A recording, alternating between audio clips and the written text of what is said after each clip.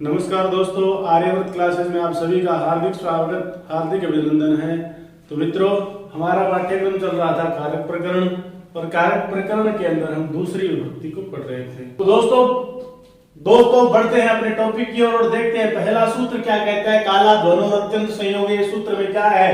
इस सूत्र में है काल अध्वन अत्यंत संयोगी। 3 पद हैं। सबसे पहले अपने को काल शब्द का पता होना चाहिए। काल माने होता है समय। काल माने क्या होता है मित्रों? समय। महीना, 2 महीना, 3 महीने, घंटा, 2 घंटा, ठीक है ना। और मार्ग का होता है रास्ता। 1 कोस, 2 कोस, 3 कोस, 4 कोस, ठीक है ना। अत्यंत संयोग माने इनका अत्यंत संयोग होने पर, कालवाची और मार्गवाची शब्दों का अत्यंत संयोग होने पर द्वितीय विभक्ति होती है। अत्यंत संयोग का अर्थ क्या होता है? यहाँ पे अत्यंत संयोग का अर्थ संपूर्णता से है। अत्यंत संयोग माने वह कार्य पूर्ण हो गया, ठीक है ना। कि जैसे एक बात कहूं आपको मैं कि मोहनलाल जी ने मनीराम को 1 घंटे पीटा। तो मोहनलाल जी ने मनीराम को 1 घंटे पीटा, मतलब पीट दिया। अब कोई सीन नहीं है उसके पीटने का, 1 घंटे में पीट लिया, ठीक है ना। तो ये तो क्या हो गया? कालवाची व मार्गवाची। कालवाची की 1 घंटे तक पीटा, मतलब 1 घंटे तक पीट गया उसको, अब दोबारा नहीं पीटेगा। क्लियर है ना। और अब यही बात मैं आपको कहूं कि मोहनलाल जी मनीराम को घंटे घंटे बाद पीटते हैं, मतलब दूसरा मटमटी उठ जाए, दूसरा और पड़ सके मनीराम के। क्लियर है ना। तो यहां देखो संपूर्णता कौन से कार्य में द्योतित हुई है कि मनीराम 1 घंटा कुटीजियो मोहनलाल जी ने 1 घंटा कुटीजियो, मतलब बात खत्म। कुटीजियो अब कौन पड़ेगा? पड़ेगा राम पड़ जाएगा, ठीक है। लेकिन ये बात मैं आपको कहता कि 1 घंटे बाद उसको पीटते हैं, तो मतलब कदी मटमटी उठ सके, कदी भी पड़ सके। तो इन दोनों बातों में अत्यंत संयोग किसमें हुआ है? पहले वाक्य में कि 1 घंटे तक वो पिटा। 1 घंटे तक पिटा मतलब कालवाची शब्द का अत्यंत संयोग हो गया, ठीक है ना। अत्यंत संयोग हो गया कि वह काम समाप्त हो गया। अत्यंत संयोग। अब ये अत्यंत संयोग हो तो कौन सी विभक्ति होगी मित्रों? दूसरी होगी। अगर अत्यंत संयोग ना हो माने कार्य संपूर्ण ना हो, बार बार मनीराम कुटिलता ही रहे, तो कौन सी विभक्ति होगी भाई? छठी विभक्ति होगी। क्लियर है ना। तो उदाहरण देखिए आप, मासम कल्याणी। मासम कल्याणी कि 1 मास तक कल्याणकारी है, मतलब महीने पर कोई टेंशन नहीं है, ठीक है ना। 1 मास तक कल्याणी है। मासम गुड़धाना, 1 महीने के गुड़ और चावल पर्याप्त हैं। क्लियर है ना। तो महीने के पर्याप्त मतलब 1 महीने तक चल जाएगा, कोई टेंशन नहीं, अपन बाजार में कौन जानो। क्लियर है नहीं। उसके बाद में मासम दधी भूंगते कि वह 1 महीने दही खाता है। मासम दधिम भूंगते 1 महीने दही खाता है, मतलब 1 ही महीने खाता है। समझ गए ना मेरी बात? बार बार नहीं खाता। तो कार्य संपूर्ण हो रहा है कि नहीं हो रहा भाई? 1 महीने जिक्र कर दियो, 1 महीने दही खावे, बात नहीं उठगी। अब अगर महीने दही खावे तो मतलब क्या है? बार बार रिपीट हो रहा है बात, है ना। बारी बारी में जी करने लग गया खाने को, लेकिन 1 महीने ही खाता है तो कार्य संपूर्ण हो गया। बोले 1 महीने में कोई डंडो कोनी दही हो जाए ना हो, ठीक है। क्रोसम कुटिला नदी, नदी 1 कोस तक टेढ़ी है।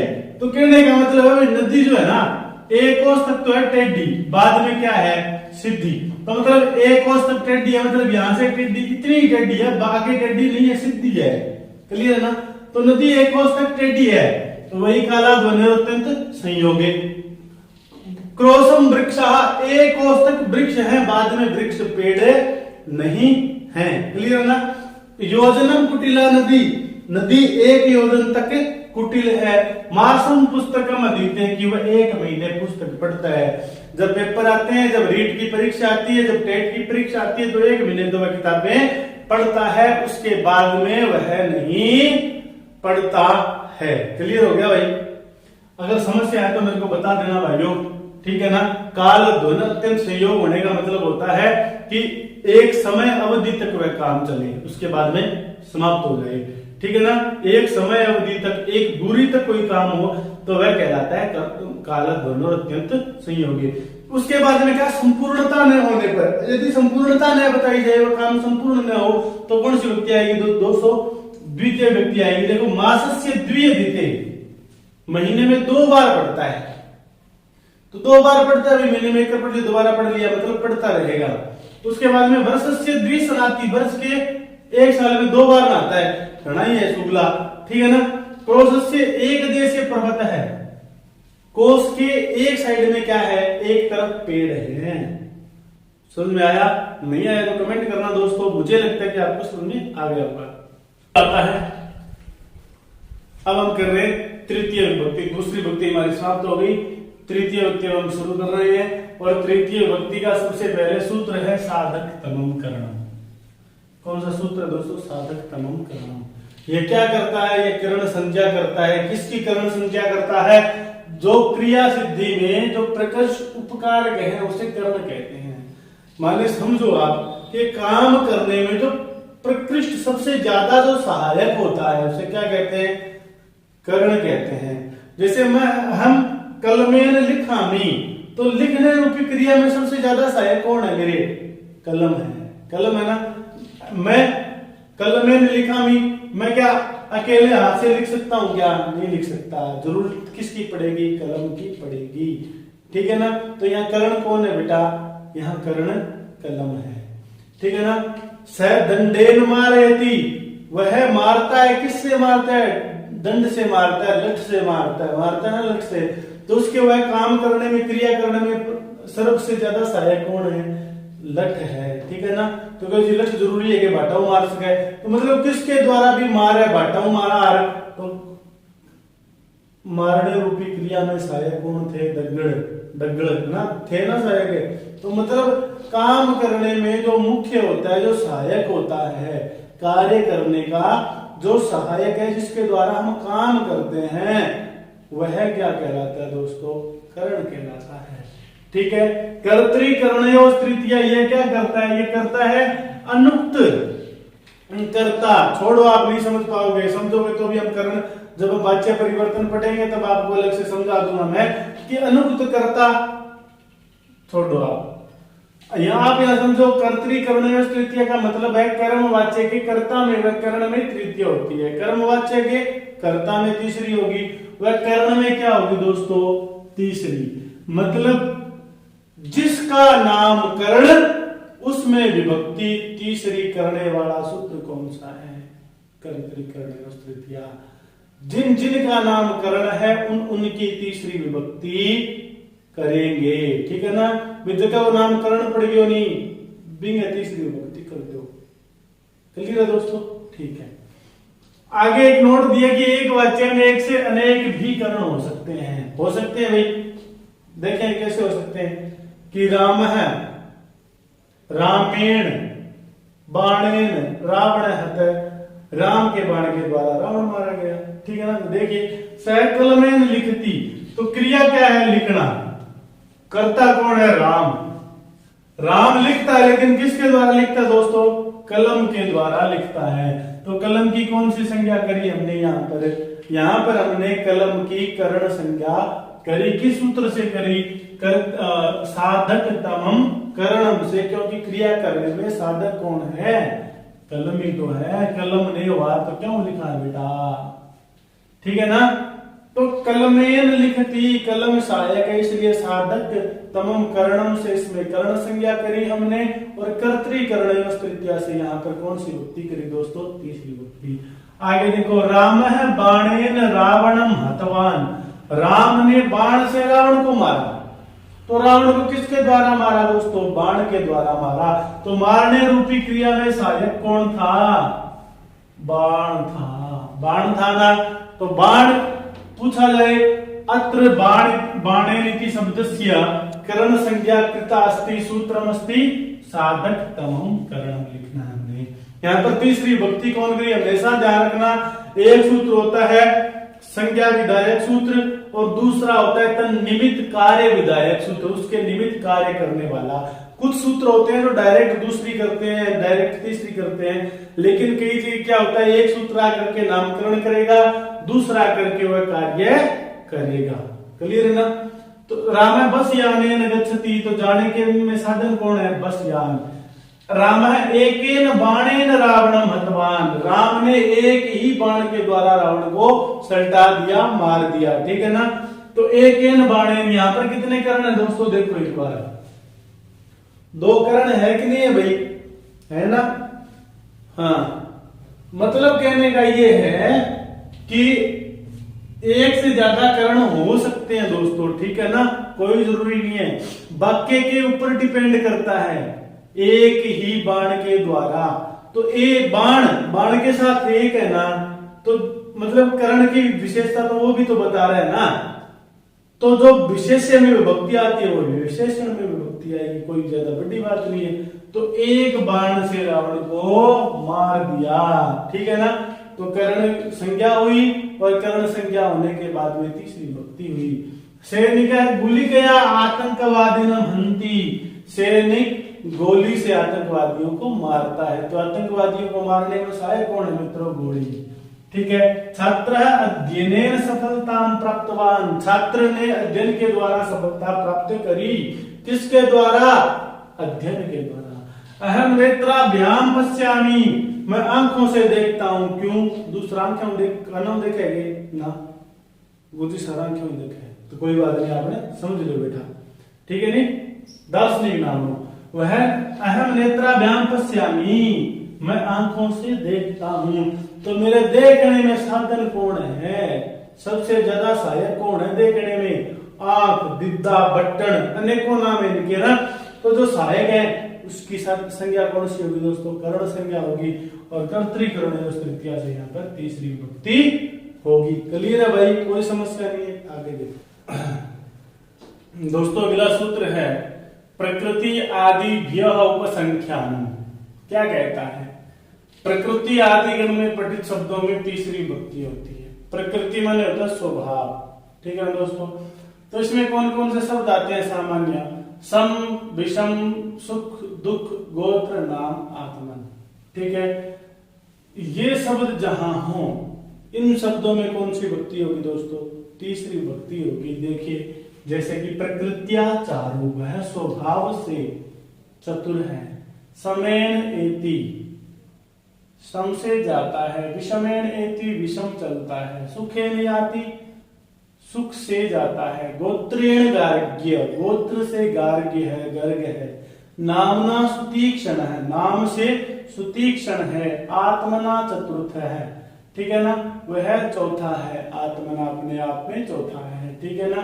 तो दोस्तों जहां भी प्रकृति की बात हो, स्वभाव की बात हो, या सम, विषम, दुख, सुख, गोत्र, नाम, आत्मन, इन शब्दों में तीसरी विभक्ति का प्रयोग किया जाता है, इतना ही ध्यान रखना है। ठीक है ना। आगे सूत्र क्या है, सहयुक्ते अप्रधाने। सहयुक्ते अप्रधाने के साथ आप इसको भी याद करो, सह साकम समम सार्धम सत्रा युगपत। सह साकम समम सार्धम सत्रा युगपत, ये क्या कहता है, सहवाची अव्ययों के योग में अप्रधान कारक में तीसरी विभक्ति होती है। तो देखिए एक बार मेरे साथ आकर के आप, अप्रधान कारक क्या होता है। हम चलते हैं वाक्य की ओर। ठीक है। पिता पुत्रेण सह आगतः, पिता आया कौन है दोस्तों, पिता आया। तो पिता क्या है, प्रधान कारक। अप्रधान पुत्र के साथ आया, पुत्र ना आता तो भी पिता आ जाता ना। तो प्रधान कारक कौन है यहाँ पे, पिता। अप्रधान कौन है, पुत्र। यह कहता है कि सहवाची अव्ययों के योग में अगर सह या इसके समानार्थक, इसके समान अर्थ वाले, जैसे सह, साकम, समम, सार्धम, युगपद, सत्रा, इस प्रकार के अगर शब्द आते हैं तो अप्रधान कारक में अर्थात पुत्र में किस विभक्ति का प्रयोग होगा दोस्तों, तृतीया का प्रयोग किया जाएगा। राम सीतया सह वनम गच्छति, राम किसके साथ बन जाता है दोस्तों, सीता। या आप इतना ध्यान रखो कि अगर वाक्य में के साथ वर्ड आ रहा है, के साथ शब्द आ रहा है, तो जिसके साथ आ रहा है उसमें तीसरी विभक्ति का प्रयोग होगा।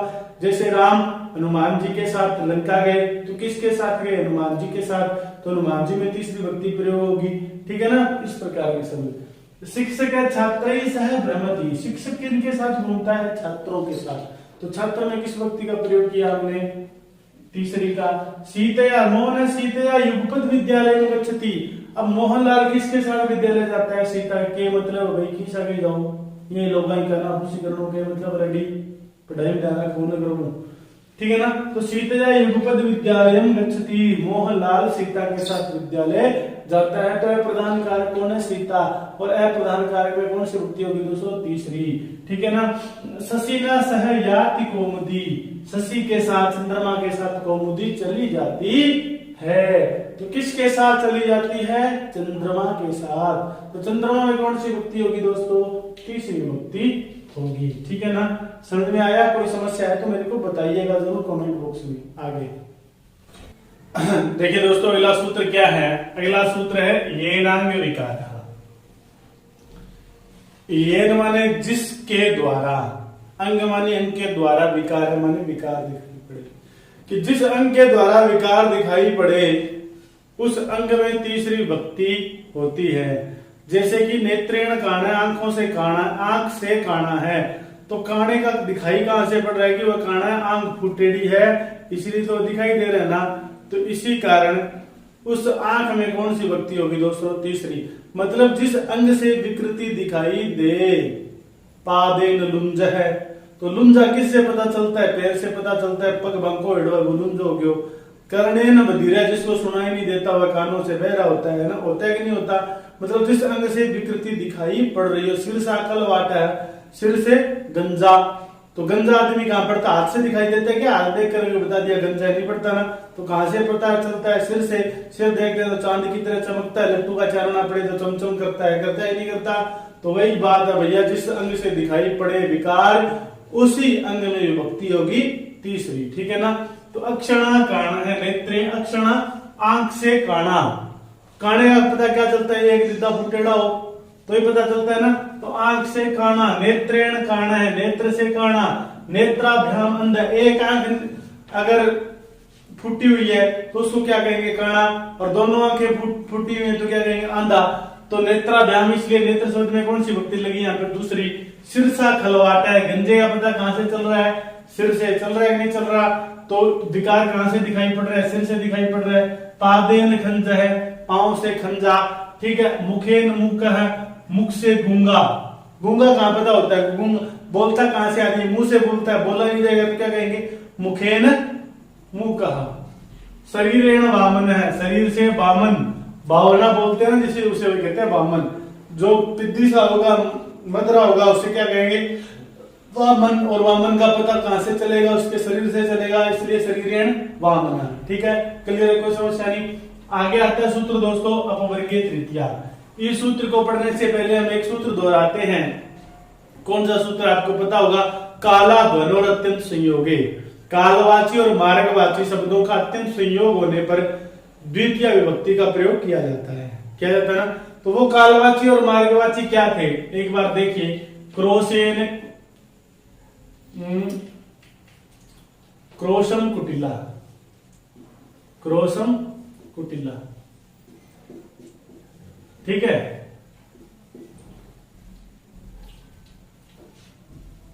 मासम पठती, इन शब्दों को देखो एक बार। क्रोशम कुटिला मतलब एक कोष तक टेढ़ी है। दूसरा देखिए, मासम पठती, एक महीने तक पढ़ता है, पता नहीं वह एक ही प्रश्नावली पढ़ता है, पता नहीं दो गणित की प्रश्नावली पढ़ता है, पता नहीं संख्या प्रकरण पढ़ता है, मतलब पढ़ता है, मतलब पढ़ता है, मनिया कुटीजता है, फल नहीं मिलता। यहाँ पे फल कहां पर मिलेगा? फल मिलेगा अपवर्गीय तृतीया में। तो कहता है कि अपवर्ग से विप्राय फल प्राप्ति से है। फल प्राप्ति द्योतित होने पर काल व मार्गवाची में तीसरी विभक्ति होती है। अगर फल प्राप्त हो रहा है तो दूसरी विभक्ति का प्रयोग नहीं करेंगे, तीसरी विभक्ति का प्रयोग करेंगे। यहाँ तो मासम पठती, एक महीने तक पढ़ता है, भैया पता नहीं क्या पढ़ता है। लेकिन यहाँ क्या बताया? मासेन गणितम पठितवान, उसने एक महीने में गणित पढ़ लिया, मतलब उसे फल मिल गया गणित का। गणित उसने पूरा पढ़ दिया एक महीने में। क्लियर हो गया ना बात? तो जहां पर फल की प्राप्ति हो रही होगी वहां पर अपवर्गीय तृतीया से तीसरी विभक्ति का प्रयोग किया जाएगा। किस संबंध में? कालवाची और मार्गवाची संबंध में। वर्षेण दर्शन मधीतवान, एक वर्ष में उसने दर्शन का अध्ययन कर लिया। तो फल मिल रहा है कि नहीं मिल रहा भाई? दर्शन पढ़ लिया, फल मिल गया ना, दर्शन पढ़ लिया, उसको याद हो गया। तो इस कालवाची और मार्गवाची जो शब्द हो रहे हैं आपके, वर्षेण कालवाची शब्द है, मासेन कालवाची शब्द है, योजनेन क्या है, कौन सा वाची शब्द है मित्रों? मार्गवाची शब्द है। योजनेन श्लोक का अधीता, एक योजन तक चलते हुए उसने श्लोक को कंठस्थ कर लिया। क्लियर है दोस्तों? क्रोशेन अनुवाक का अधीता, एक कोश तक चलते हुए उसने अनुवाक पढ़ लिया, फल मिल गया। इतने लिखते क्रोशम अधीति, अधीते तो क्या होता? वही होता जो मंजूर खुदा होता, वही होता। दूसरी भक्ति का प्रयोग करते हम, लेकिन यहाँ पर फल प्राप्त हो रहा है इसलिए मैंने तीसरी भक्ति का प्रयोग करा है। यहां तक क्लियर है? नहीं है तो कमेंट बॉक्स में लिखिए। देखिए दोस्तों, आगे सूत्र है इत्थम भूत लक्षण है। इत्थम भूत लक्षण है क्या कहता है? यह सूत्र क्या कहता है? यह सूत्र कहता है इत्थम माने इस प्रकार, भूत माने होता है, लक्षण माने लक्षण, कि जिस लक्षण से किसी की पहचान हो, किसी के माथे पर नहीं लिखा हुआ होता दोस्तों कि कौन कैसा है, उसके लक्षणों से उसका पता चलता है। कि जिस लक्षण से व्यक्ति के व्यक्तित्व का पता चले, जिस लक्षण से किसी की पहचान हो, उस लक्षण में तीसरी विभक्ति का प्रयोग किया जाता है। पहला ही वाक्य है जटाभिस्तापसः। अब किसी ने लंबी लंबी जटाएं रखी हुई हैं, ठीक है, तो जटाओं से क्या लगेगा? जटाएं कौन रखता है? तपस्वी लोग होते हैं, लंबी लंबी जटाएं रखते हैं। आजकल तो कई लड़के भी जटाएं रखते हैं इतनी इतनी लंबी, पता नहीं वो मांग भरवाएंगे क्या करेंगे भैया, उनका हमें कोई पता नहीं है। हम तो उन यतियों वाली जटाओं का पता बता रहे हैं आपको, आजकल के लड़कों की जटाओं का नहीं, ठीक है ना। हर चीज अपनी जगह से शोभा देती है मित्रों। लड़कों के लिए ज्यादा लंबे बाल शोभा नहीं देता, लड़कों के लिए शोभा देती है उनकी शूरता, उनकी वीरता, उनकी शिक्षा, उनका माताओं बहनों के प्रति सम्मान ही उनकी सुंदरता होती है। ध्यान रखना मित्रों, लंबी लंबी जट राख्या, बीच में कटिंग कराने से और कितना लक्षण करे आजकल, लगे छोरा कर दी, ठीक है ना। लड़के सुंदर लगते हैं, सुडोल शरीर हो उनका, ठीक है, वाणी में सत्य हो, वीर हो, ओजस्वी हो, तेजस्वी हो, ठीक है ना, और माताओं और बहनों का सम्मान करने वाले, दुर्बलों की रक्षा करने वाले सुंदर लगते हैं लड़के। जटाभिस्तापसः, जटाओं से तपस्वी मालूम है पड़ता है। किसी ने लंबी लंबी जटाएं रखी होती हैं तो हम क्या सोचें कि जटाओं से लग रहा है कि ये व्यक्ति तपस्वी है, ठीक है ना। तो उसकी तपस्वी होने की पहचान किससे हो रही है मित्रों? जटा भी क्या लक्षण है, ठीक है ना। इसलिए यहाँ पर किसी भक्ति का प्रयोग करा हमने? तीसरी विभक्ति का प्रयोग करा। सिखया पंडित है, सिखा से पंडित मालूम पड़ता है।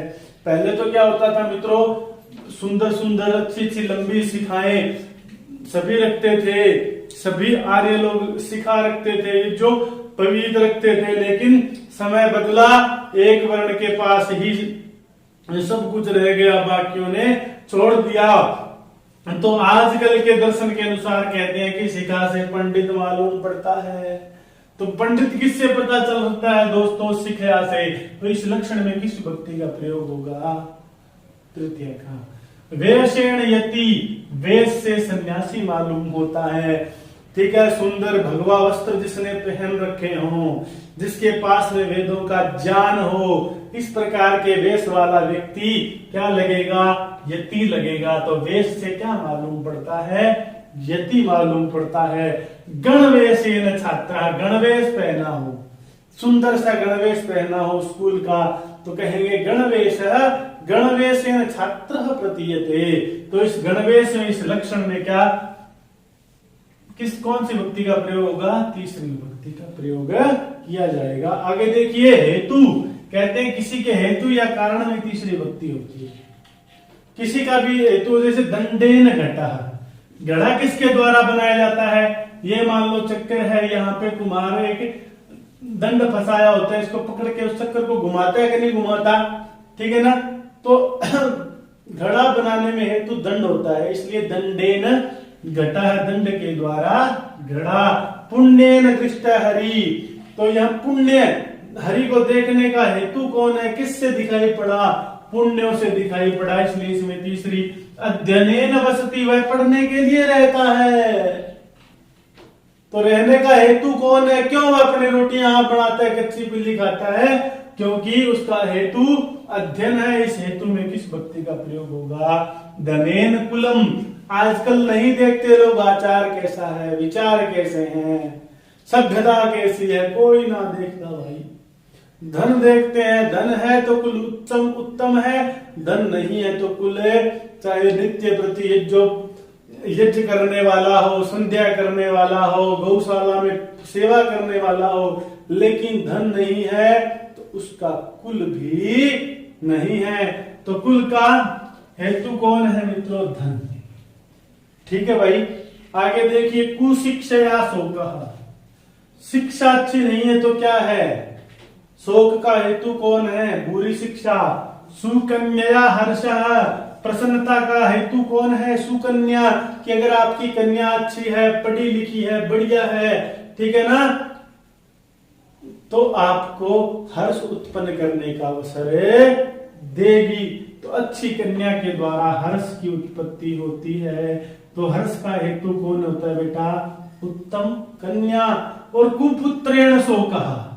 शोक का हेतु कौन होता है? आजकल आमतौर पर देखे तो कुपुत्र, जितने भी पुत्र हैं वो सारे के सारे एक दो को छोड़कर माँ बाप के लिए शोक के हेतु हैं। बुरे पुत्र से क्या उत्पन्न होता है दोस्तों? शोक उत्पन्न होता है। तो दोस्तों ये थी हमारी आज की कक्षा। हमने आज पढ़ी तृतीय विभक्ति। आगे की क्लास में हम आपके साथ पढ़ेंगे चतुर्थी और पंचमी विभक्ति। आप दिल लगा करके लाइक, शेयर और सब्सक्राइब करते रहिए दोस्तों। असली मजा आएगा जब हमें YouTube पर लाइव क्लासें लगाने की अनुमति मिल जाएगी। और इन लाइव क्लासों में की अनुमति दिलाने के आप सभी मेरे क्या हो मित्रों? हेतु हो। तो ज्यादा से ज्यादा सब्सक्राइब करवाइए ताकि हमारी संख्या YouTube के मापदंडों तक पहुंच जाए और उसके द्वारा बाद में हम हमारी लाइव कक्षाएं लगाने लग जाएं। ठीक है दोस्तों, अगली कक्षा में आपसे फिर मिलते हैं। तावत नमो नमः, पुनर्मिलामः, शुभ दिनम्।